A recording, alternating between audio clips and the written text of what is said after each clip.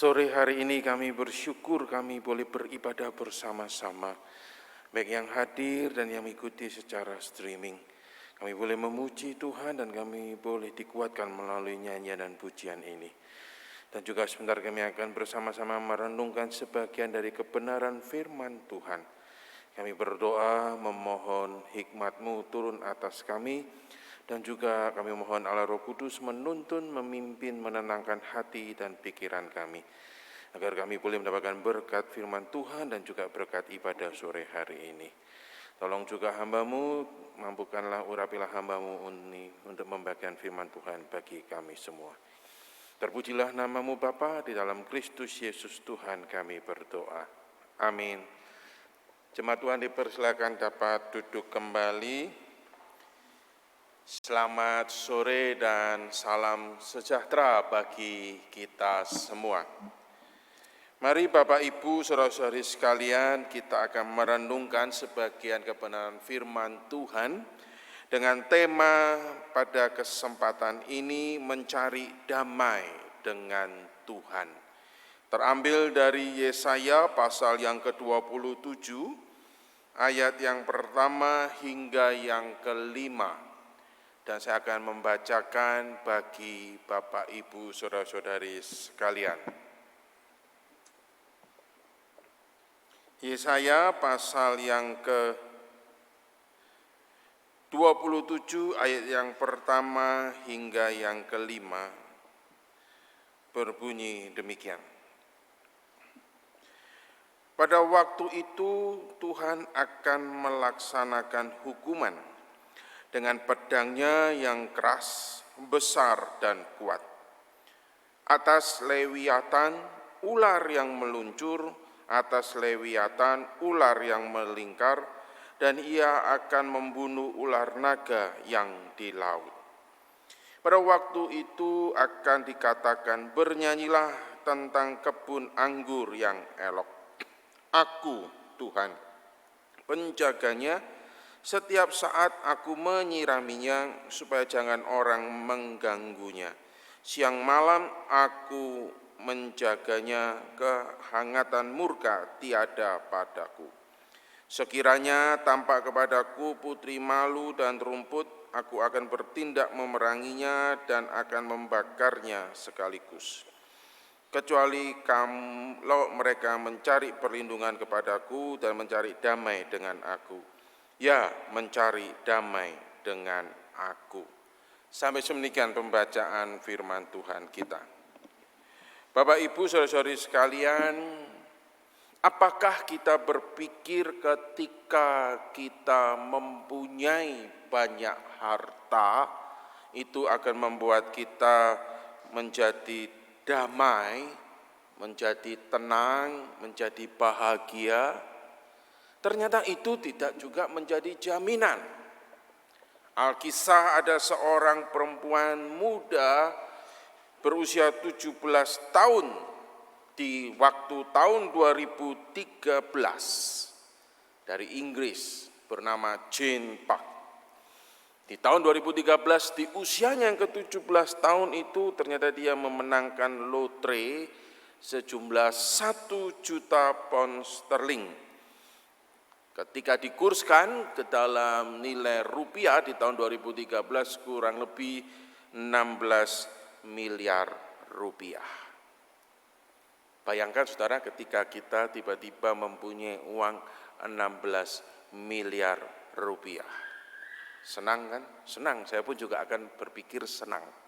Demikian juga Jane Park ini, di awal ketika dia tahu dia memenangkan lotre itu dan mendapat hadiah, dan betul dia mendapatkan 16 miliar itu, wah dia senangnya bukan main. Dia bergembira sekali. Namun 3 tahun setelah itu dia malah berkata, aku akan menuntut perusahaan lotre itu yang membuat hancur hidupku.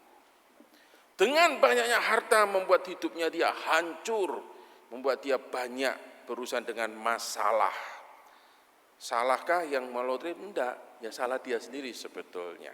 Saudara bisa nanti di Google ya, dikisahkan bahwa ketika Jane Park ini menerima 16 miliar di usia yang muda belia itu, lalu dia pergi keliling dunia ke Amerika, dia beli rumah mewah, yang sebelumnya dia tinggal di sebuah apartemen biasa di kota London itu bersama ibunya. Wah, dia beli rumah mewah, diceritakan juga dia membeli salah satu mobil Range Rover yang mahal, dia membeli anjing peliharaan Chihuahua yang juga nilai mahal, dan setiap malam kerjaannya apa? Ke klub pesta. Tetapi dengan berjalannya waktu, dengan bergelimpangan harta itulah dia akhirnya mengenal kehidupan malam yang merusak hidupnya. Dia mengenal dengan minuman-minuman keras yang merusak juga hidupnya. Berulang kali dia harus berhadapan dengan pihak berwajib karena gaya-gaya hidupnya. Setelah 3 tahun dia mengatakan, punya banyak uang tidak membuat aku bahagia. Aku berpikir aku akan bahagia ketika aku belum mendapatkannya. Saudara, punya banyak uang apakah bisa menjamin kita bisa damai, kita bisa bahagia? Belum tentu. Tidak menjadi jaminan. Demikian juga ketika kita berpikir apakah dengan jabatan tinggi, koneksi yang banyak, kita juga bisa damai dan kita bisa aman, tenang? Tidak juga. Kita lihat sekarang tidak ada yang secure, bukan? Jabatan apapun hari ini bisa terancam di PHK.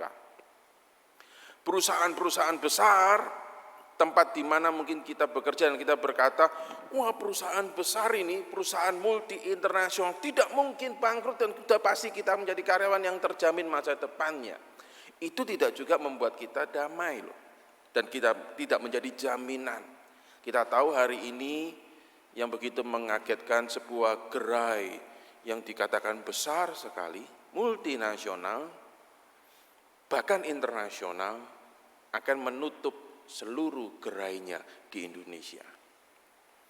Kita juga tahu maskapai besar yang sekarang lagi agak goyang, karyawannya hampir terancam semua, akan harus memilih antara pensiun dini atau gimana. Jabatan, tempat kita bekerja di sebuah perusahaan yang besar, apakah itu bisa menjamin kita akan damai dan tenang? Tidak. Kesehatankah? Apakah kesehatan yang kita punya bisa membuat kita damai dan kita menjadi tenang? Kita pasti bahagia ketika tubuh kita sehat. Meskipun sehat secara jasmani tubuh itu penting, tapi ketika kita menaruh damai, pengharapan kepada harta, kepada jabatan, kepada karir, kepada sebuah perusahaan, dan juga kepada kesehatan, ternyata itu tidak akan menjamin kita. Saya pernah diceritakan sebuah kisah yang menyedihkan sekali. Ada seorang suami dan istri, saudara, pergi check up di kota Singapura. Sang suami itu mengantar istrinya yang sakit. Suaminya sehat. Dia rajin berolahraga, dia rajin menjaga makan, punya diet yang teratur, dan istrinya mengalami gangguan kesehatan yang cukup serius. Orang yang juga cukup berada, maka dia berangkat. Suami istri ini ke Singapura untuk mengobatkan istrinya. Sang suami berangkat dengan istrinya karena kondisi kesehatan. Sang suami berangkat dengan istrinya di kelas bisnis sebuah pesawat. Tapi tidak ada yang menyangka, termasuk juga sang suami itu, bahwa nanti dia pulang ada di kargo pesawat itu. Bahwa ketika dia sampai menemani sang istri berobat di salah satu rumah sakit yang cukup bonafit di kota Singapura, sang suami ini ketika menemani duduk, dia melihat sebuah pamflet, paket hemat kira-kira kalau di bahasa Indonesia kan, general check up. Dia lihat, wah ini bagus, paketnya betul hemat. Dan dia melihat, wah ini pamflet, wah luar biasa, ini dia pikir bahkan lebih murah ini dari Indonesia. Wah, apa salahnya saya check up, mumpung di sini sambil menunggu istri. pikir sang suami itu. Lalu akhirnya dia check up. Setelah tahu hasilnya, sang dokter menceritakan apa adanya, kagetlah dia. Hasilnya begitu, semua hampir merah. Bapak tidak bisa begini, bapak tidak boleh gini-gini. Kaget, saudara. Saking kagetnya dia mengalami syok, pingsan. Dirawat di ICU, namun tidak tertolong. Sang istri harus menangis pulang. Ketika dia berangkat ditemani suami di sampingnya, sang istri waktu itu masih hidup sehat meskipun sakit. Dia kembali bersama dengan suaminya tetapi tidak di sebelahnya. Namun ada di kargo di bawah. Dan ini kisah nyata yang begitu menyedihkan. Apakah ketika kita berpikir bahwa ketika aku tubuh yang sehat sudah pasti aku akan bahagia, damai, hidupku akan panjang, ternyata tidak menjadi jaminan. Dan juga apakah ketika kita berpikir kalau aku punya pasangan nih, pasangan yang ideal, pasangan yang aku dambakan, wah sudah cantik, baik hati, aku pasti akan damai dan bahagia dengan pasangan yang aku impikan, dengan pasangan yang aku idam-idamkan dan akhirnya aku mendapatkan. Apakah dengan pernikahan kita berharapan kalau punya pasangan yang ideal pasti akan bahagia dan damai? Tidak juga. Ada sebuah kisah di negeri tetangga. Ada seorang pria jatuh cinta dengan seorang wanita. Wah, dia mengejarnya dan dia itu menjadi wanita impian yang dia idam-idamkan. Pria ini mengupayakan segala cara untuk mendapatkan wanita yang dia cinta, yang dia idam-idamkan itu. Alhasil akhirnya menikahlah dia.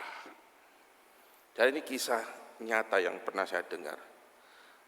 Besoknya pria itu menuntut cerai. Karena pria itu kaget, ternyata wanita yang dia cintai, yang dia idam-idamkan, yang dia kejar, itu ternyata berjenis kelamin yang sama dengan dirinya. Kaget dia. Besok dia merasa dibohongi, dia marah, dan dia di dalam sisa hidupnya diceritakan dia harus menanggung malu sekaligus amarah dan sebagainya. Banyak saudara kisah-kisah. Apakah kita menikah dengan ketika kita menaruh pada pasangan kita menaruh pengharapan kepada manusia, apakah itu bisa menjamin? Ketika kita menikah dengan orang yang ideal, apakah itu bisa menjamin pernikahan kita bahagia? Tidak menjamin. Lalu demikian, apakah itu berarti menjadi jalan buntu? Kalau begitu kita tidak bisa mempunyai damai, kita tidak bisa mendapat damai? Tidak, saudara. Sore hari ini kebenaran firman Tuhan ini sedang mengatakan, menunjukkan kepada kita damai yang sejati itu didapat ketika kita datang kepada Tuhan. Damai yang sejati itu ada hanya di dalam Allah, di dalam Tuhan, dan Dia memberikannya kepada umatnya. Dan di luar Allah, di luar Tuhan, tidak akan ada damai yang sejati. Yang ada hanya kebahagiaan yang sementara mungkin, kebahagiaan yang palsu, kebahagiaan yang semu, kebahagiaan yang sesaat, kesenangan yang sesaat. Apakah kita berpikir ketika kita mempunyai sebuah smartphone terbaru nih, termahal, wah kita pasti akan bahagia, senang kan, kita pasti damai? Bahagia sesaat, yes. Tapi tidak lebih daripada 6 bulan kita akan merasa, kenapa? Ada keluar yang lebih baru. Nah, firman Tuhan pada sore hari ini dalam ayat 1 yang kelima itu, puncaknya Tuhan ini ingin mengatakan kepada umat Israel bahwa sesungguhnya damai yang sejati, perlindungan yang sejati itu hanya ada di dalam Tuhan. Pasal 24 sampai 27 ini sesungguhnya adalah suatu janji yang diberikan oleh bangsa Israel di tengah-tengah hukuman yang harus diterima oleh bangsa Israel. Karena apa? Karena mendukakan Tuhan. Bangsa Israel berpikir, ikut Tuhan tidak enak, mending ikut dunia, ikut ilah-ilah yang lain. Akhirnya bangsa Israel itu tidak mentaati akan hukum Tuhan, dia lebih mengikuti dunia. Alhasil Allah murka. Dan Allah mengizinkan bangsa Israel itu harus mengalami pembuangan di Babel. Menghukum bangsa Israel, tapi di dalam hukuman itu kita juga tahu Allah itu ada Allah yang tidak pernah berubah dari dulu dan sampai selama-lamanya. Allah juga Allah yang berkemurahan. Allah menghukum umatnya karena ketidaktaatan mereka, namun juga Allah memberikan janji keselamatan. Bahwa di dalam pasal yang ke-27 ini ada janji bahwa Allah akan menyelamatkan Israel. Bahwa Allah akan menghancurkan musuh yang digambarkan, dipersonifikasikan Lewiatan seperti ular yang meluncur, ular yang melingkar, ular naga di laut. Gambaran bahwa bangsa-bangsa yang sedang menindas umat Israel, yang sedang menjajah umat Israel. Tetap Allah itu maha kuasa, maha adil. Dan dia berkuasa untuk melakukan apa yang dia kehendaki. Dengan kata lain, firman Tuhan ini mengatakan, jangan kau pikir di luar Allah ada yang lebih hebat, ada yang lebih memberikan damai. Tidak. Di luar Allah, umat Allah akan berhadapan dengan murkanya. Hukuman akan dialami. Namun juga itu ada kasih, didikan yang Tuhan ingin berikan. Maka di dalam ayat ini kita melihat bahwa janji yang diberikan Allah kepada bangsa Israel, bahwa di tengah-tengah dia harus mengalami hukuman, dia harus diizinkan dijajah, ditindas oleh bangsa yang lain. Namun Allah mengatakan ada saatnya pada waktu itu Tuhan akan menghancurkan mereka. Digambarkan bahwa memang umat pilihan, bahwa Israel umat pilihan Allah digambarkan juga seperti kebun anggur, dan Allah lah sang pemilik kebun anggur itu. Dan gambaran itu kan dibawa terus di zaman Tuhan Yesus. Banyak sekali perumpamaan-perumpamaan tentang kebun anggur dan Allah lah pemiliknya. Dan ini digambarkan bahwa nyanyilah tentang kebun anggur yang elok. Kenapa? Karena kebun anggur itu Allah lah pemiliknya, dan sang pemilik kebun anggur itu yang juga akan menjaga, memelihara, sehingga kebun anggur itu boleh bertumbuh.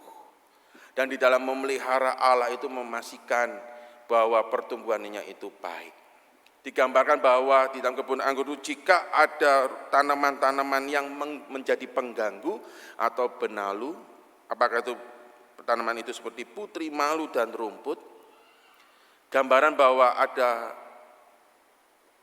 mungkin orang-orang yang berusaha untuk mengganggu pertumbuhan iman umat Israel, mengganggu kehidupan umat Israel. Allah mengatakan, aku akan memerangi dan membakarnya. Jaminan perlindungan yang begitu rupa. Dan dikatakan ada juga kemurahan. Bahkan ketika orang luar pun, ketika mereka boleh mengenal akan Allah dan berdamai dengan Allah, Allah pun juga memberikan damai itu kepada mereka. Inilah menggambarkan tentang kebenaran, kemurahan Allah, kasih Allah, dan damai sejati yang Allah nyatakan. Cara ini juga berkata dan berrelevansi juga dalam kehidupan kita hari ini. Bahwa janji Allah ini adalah janji yang juga diberikan buat saya dan saudara di hari ini. Di manakah kita bisa menemukan dan mendapatkan perlindungan yang sejati? Pemazmur memberikan sebuah mazmur ziarah, ya, yang sudah juga menjadi sebuah lagu, digambarkan, aku melayangkan mataku ke gunung-gunung. Dari manakah datangnya perlindunganku? Perlindunganku datangnya dari Tuhan, penjagaku yang tidak pernah terlelap dan tidak pernah tertidur. Pemazmur ingin memberikan gambaran bahwa perlindungan yang sejati, ya di dalam Tuhan.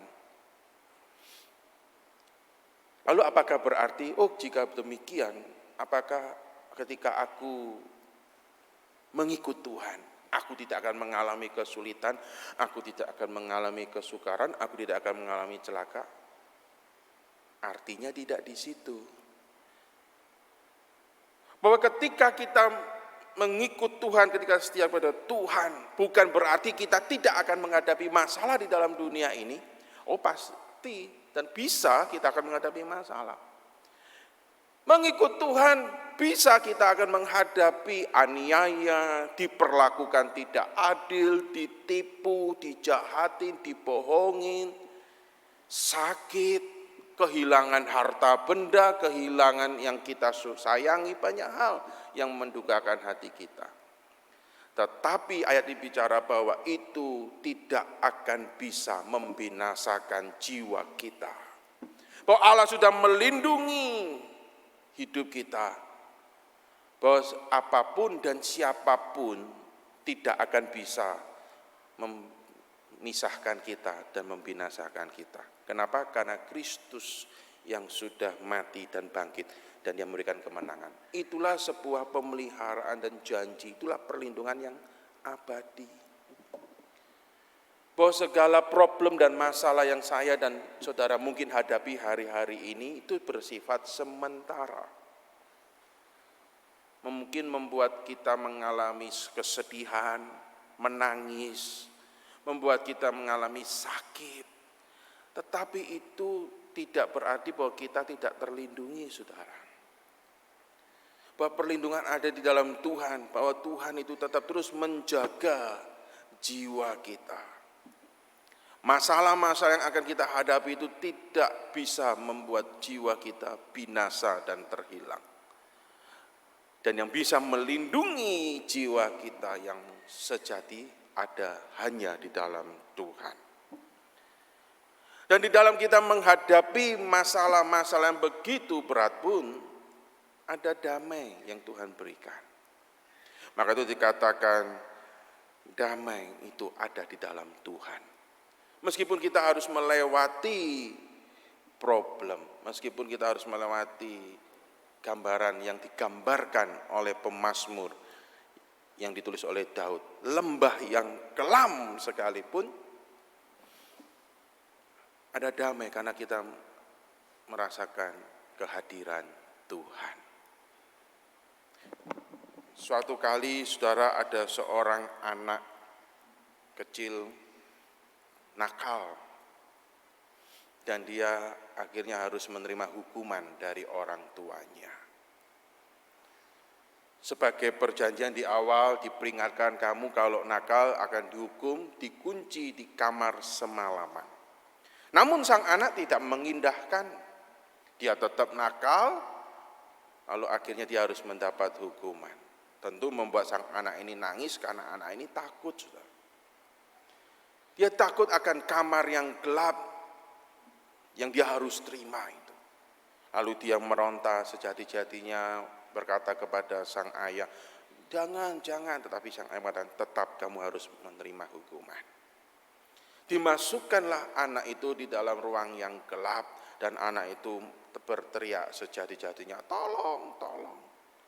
Di tengah teriakan tolong, di tengah gelap itu tiba-tiba sang anak mendengar suara dan dia kenal suara itu. Dengan berkata, diam anakku, ayah di sini. Anak itu baru tahu ternyata di dalam kamar yang gelap itu sang ayah juga masuk di dalam dan ada di sampingnya. Yang pertama anak itu teriak dengan sejati-jatinya, ketika dia mendengar suara itu ada di sebelahnya, anak itu mulai diam. Meskipun di kamar yang gelap sekali dia tidak bisa melihat sosok ayahnya, namun dia tahu ayah itu hadir. Dan ketika ayahnya itu memberikan nasihat, anak itu semakin tenang. Dan anak itu bisa tertidur. Di kamar yang gelap yang dia takuti. Karena anak itu merasakan ada damai, ketenangan. Kenapa? Karena dia tahu ada ayah di sampingnya, yang meskipun dia tidak bisa lihat dengan mata jasmaninya, namun dia tahu ayah itu hadir. Dia merasakan kehadirannya, dia merasakan suaranya. Anak itu bisa tertidur semalam-malaman di tengah-tengah kegelapan yang bagi anak itu begitu mengerikan. Demikian juga dalam kehidupan kita hari ini, saudara. Kita masih harus menghadapi dunia yang tidak pasti, yang mungkin begitu gelap. Kita mungkin harus menghadapi kegelapan dalam kehidupan kita, pekerjaan yang tidak menentu, mungkin hari esok yang mungkin terasa gelap.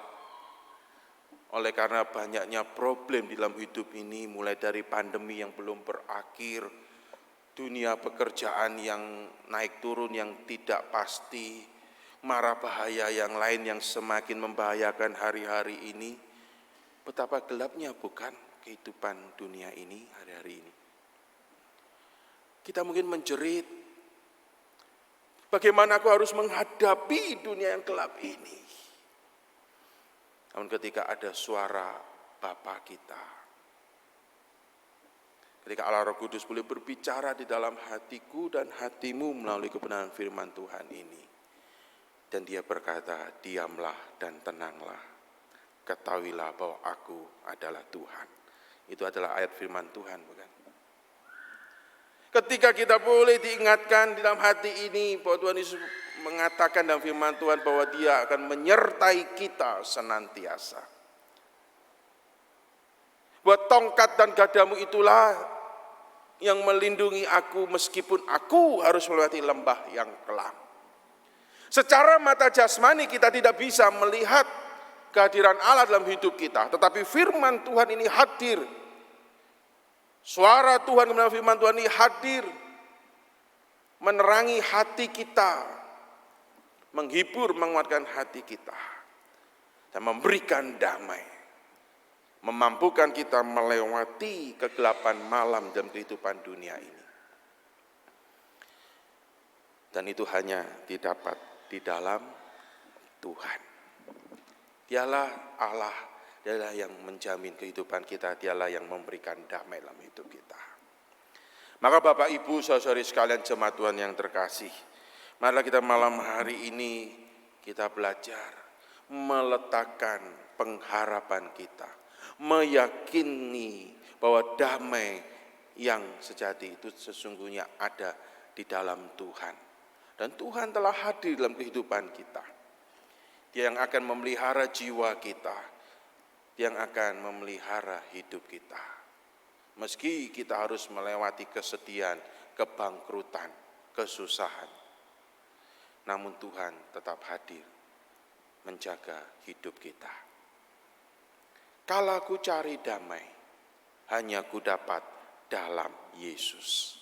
Itu sebuah pujian yang lama mungkin, yang mengingatkan kita bahwa kalau aku cari damai, hanya ku dapat dalam Yesus. Karena hanya di dalam dialah damai sejahtera itu terdapat dan diberikan. Bahwa bersama dia, bersama Yesus, kita bisa melewati hidup ini. Tuhan Yesus memberkati kita semua. Mari kita akan berdoa. Biarlah sore hari ini Tuhan, kebenaran firman ini boleh meneguhkan kami, bahwa hanya Tuhan penjaga kami, yang melindungi kami, melindungi jiwa kami. Bahwa Tuhan yang memberikan damai dalam hidup kami. Bahwa dunia mungkin menawarkan sebuah damai dan kebahagiaan, namun sesungguhnya itu hanyalah semu dan sementara belaka. Firman Tuhan mengingatkan, menghibur, serta meneguhkan kami, bahwa damai yang sejati itu ada di dalam Tuhan. Dan ketika kami boleh ada dalam Engkau dan kami boleh mencari damai kepada Engkau, kami boleh mendapatkan damai yang sejati itu. Tolong kami Tuhan, teguhkan hati kami. Hadirlah dalam hidup kami, dan biarlah damai sejahtera itu betul-betul hadir dalam hidup kami. Terpujilah nama-Mu Bapa, di dalam Kristus Yesus Tuhan kami berdoa. Amin. Jemaat Tuhan, sebelum kita akan mendengar pengumuman,